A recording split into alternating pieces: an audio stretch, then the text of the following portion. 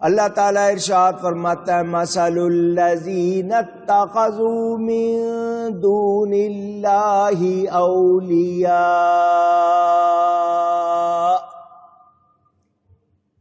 تو ان کی مثال جنہوں نے اللہ کے سوا اور مالک بنا لیے، ان کی مثال کیسی ہے؟ کمثل العنکبوت، مکڑی کی طرح، لائک اسپائڈر، اتخذت بیتا، مکڑی کیا کرتی ہے؟ جالے کا گھر بنا لیتی ہے۔ وَإِنَّ أَوْهَنَ الْبُيُوتِ لَبَيْتُ الْعَنْكَبُوتِ، اور بے شک تمام گھروں میں سب سے کمزور گھر مکڑی کا ہوتا ہے۔ اس کا جالا جو وہ بڑی محنت سے بناتی ہے، وہ کتنا بھی ہو وہ سب سے کمزور گھر ہے۔ لَوْ كَانُوا يَعْلَمُونَ، کتنا اچھا ہوتا اگر تم اس بات کو جانتے سمجھتے۔ اللہ کو چھوڑ کر اللہ کی بنائی ہوئی چیزوں کو خدا بنانے والوں، اللہ کی باتیں نہ ماننے والوں، بتوں کی پوجا کرنے والوں، سورج چاند ستاروں کی پوجا کرنے والوں، سنو، تم نے اللہ کے سوا اوروں کو مالک بنا لیا ہے نا، تو تمہاری مثال بھی مکڑی کی طرح ہے۔ تم اپنے آپ کو سمجھ رہے ہو نہیں ہم بہت ہے، مکڑی کی طرح تمہاری مثال ہے۔ اس نے جالے کا گھر بنایا، اور وہ گھر اس نے تو سمجھا کہ بڑا مضبوط ہے، مگر وہ سب سے زیادہ کمزور گھر ہے۔ معمولی سی ہوا تیز آ جائے اڑ جاتا ہے یا نہیں ہو جاتا؟ پوچھ رہا ہوں۔ اب معمولی سے تنکے سے اس کے گھر کو لپیٹ دیتے ہیں یا نہیں لپیٹ دیتے ہیں؟ کتنا کمزور گھر۔ تو جو اللہ کے سوا دوسروں کی پوجا کر رہے ہیں ان کا حال بھی اسی طرح۔ بظاہر فرعون، قارون، حامان، نمرود بڑے طاقت والے تھے، مگر اللہ فرماتا ہے ان کی مثال کیا ہے؟ مکڑی کی طرح۔ وہ نمرود جو پوری روئے زمین پر حکومت کرتا تھا، ایک لنگڑے مچھر سے اللہ نے اس کو مروا دیا۔ مچھر کتنی چھوٹی چیز اور وہ کتنا بڑا جناب، دنیا بھر پہ حکومت کر رہا ہے، لنگڑے مچھر سے اللہ نے اس کو مروا دیا۔ کوئی فائدہ ہوا اس کو؟ یاد رہے اللہ کے پیاروں کو ماننا، اللہ کے ولیوں کو ماننا، ان کی تعظیم کرنا، یہ بہت اچھی بات ہے، لیکن اللہ کے سوا کسی کو معبود بنا لینا، عبادت کے لائق سمجھنا، یہ ایمان والے کا کام نہیں۔ ہم اولیاء کی، نبیوں ولیوں کی تعظیم کرتے ہیں، ان کو عبادت کے لائق نہیں سمجھتے، اللہ کا شریک نہیں ٹھہراتے۔ اگر کوئی ان میں سے کسی کو بھی اللہ کا شریک ٹھہرائے گا تو وہ مومن نہیں رہے گا۔ ولیوں کو ماننا، نبیوں کو ماننا تو ضروری ہے، لیکن جو نبی ولی ہیں وہ عبادت کے لائق نہیں ہیں، وہ تعظیم کے لائق ہیں، اور ان کی تعظیم بھی وہ کی جائے گی جو جائز ہے، جو جائز نہیں وہ تعظیم بھی نہیں کی جا سکتی۔ اب میں آپ کو ایک بات سمجھاؤں گا، دھیان سے سمجھیے۔ حقیقی طور پر مالک کون ہے؟ اللہ جل جلالہ۔ مگر قرآن میں ہی نبی کو ہماری جانوں کا مالک کہا گیا یا نہیں کہا گیا؟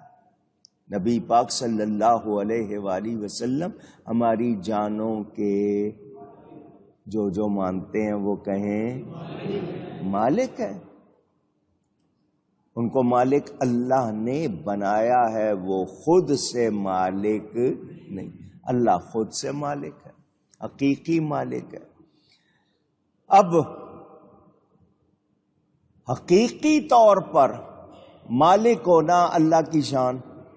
اللہ کے سوا بندے ہیں، آپ کہہ دیتے ہیں یہ مکان میرا ہے، میں اس کا مالک ہوں، مالک مکان ہوں. یہ دکان میری ہے، میں اس کا مالک ہوں. یہ کار، یہ موٹر میری ہے، میں اس کا مالک ہوں. تو آپ چیزوں پر مالک ہونے کا دعویٰ کرتے ہیں یا نہیں؟ اونچی کوئی قبضہ کر لے تو آپ جا کے مقدمہ کورٹ میں چلے جاتے ہیں، اس نے میرے مکان پر قبضہ کر لیا. تو آپ اپنے مالک ہونے کو مانتے ہیں، میں اس چیز کا مالک ہوں. تو اگر مالک کا لفظ اللہ کے سوا کسی کو بولنا ہی نہیں ہے تو پھر آپ کدھر سے مالک ہو گئے؟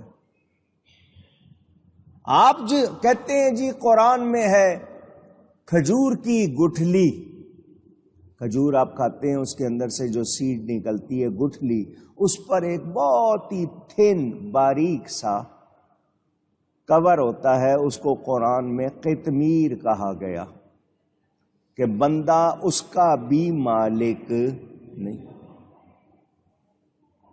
قرآن میں جب آپ اس کے بھی مالک نہیں، لیکن وہی بندہ جو باریک سے چھلکے کا مالک نہیں، وہ دکان کا مکان کا مالک کہلاتا ہے یا نہیں؟ اب مانا کیا کرو گے مجھے بتاؤ. کیا مطلب تم خود سے کوئی ملکیت رکھتے نہیں؟ تمہیں اگر دنیا میں یہ چیزیں ملی ہیں تو رب کی دی ہوئی ملی ہیں، تم حقیقی مالک نہیں ہو. وہی لفظ دوسرے پر بولا گیا، مگر جنہوں نے نہیں سمجھنا تھا وہ نہیں سمجھے، اور جنہوں نے سمجھا انہوں نے کیا کہا؟ انہوں نے کہا میں تو مالک ہی کہوں گا کہ ہو مالک کے حبیب. میں تو مالک ہی کہوں گا کہ ہو مالک کے حبیب، یعنی محبوب و محب میں نہیں میرا تیرا. یہ میرا تیرا کی باتیں شریکوں میں ہوتی ہیں، پیاروں میں نہیں ہوتی. ہم نبی پاک کو مالک مانتے ہیں تو کس طرح کہ ان کو اللہ نے مالک بنایا، وہ خود سے مالک نہیں. ہم ان کو عبادت کے لائق نہیں سمجھتے، ان کی عبادت نہیں کرتے، ہم ان کی تعظیم کرتے ہیں. ہر عبادت میں تعظیم ہے، مگر ہر تعظیم عبادت نہیں. اور تعظیم بھی وہ جو جائز ہے، اور ان کی تعظیم کرنے کا حکم رب نے دیا ہے. بتوں کی تعظیم کے لیے اللہ نے کہا ہے نہیں، لیکن نبی ولی کی تعظیم کے لیے اللہ نے فرمایا ہے. تو اب جو لوگ ضد کرتے ہیں اور نہیں مانتے تو وہ سمجھدار نہیں ہیں. اور جو اللہ کے سوا کسی کو عبادت کے لائق ورتھی آف ورشپ سمجھے، اس کی مثال دے دی. مکڑی کا گھر ہوتا ہے، مکڑی کو دیکھ لو جالا بناتی ہے مگر کوئی فائدہ ہوتا ہے؟ مہربانی، کوئی فائدہ ہوتا ہے؟ پوچھ رہا ہوں، نہیں، مگر لگے ہوئے. دنیا جو ہے مست ہے، تو ان کا حال کیا ہوگا؟ وہی بات کہ یہ خود اپنی جانوں پہ ظلم کر رہے ہیں، اللہ کسی پہ ظلم نہیں. سنیں، ان اللہ یعلم ما یدعون من دونہ من شیء. بے شک اللہ تعالی جانتا ہے جس کی پوجا کرتے ہیں اس کے سوا، یعنی اللہ کے سوا جس چیز کی پوجا کرتے ہیں اللہ تعالی خوب جانتا ہے۔ وَهُوَ الْعَزِيزُ الْحَكِيمُ، اور وہی عزت والا حکمت والا ہے۔ میں آپ سے پوچھنا چاہتا ہوں، میں اور آپ دنیا میں رہتے ہوئے ایک جیسے حال میں نہیں، کبھی خوشی ہوتی ہے، کبھی تکلیف بھی ہوتی ہے۔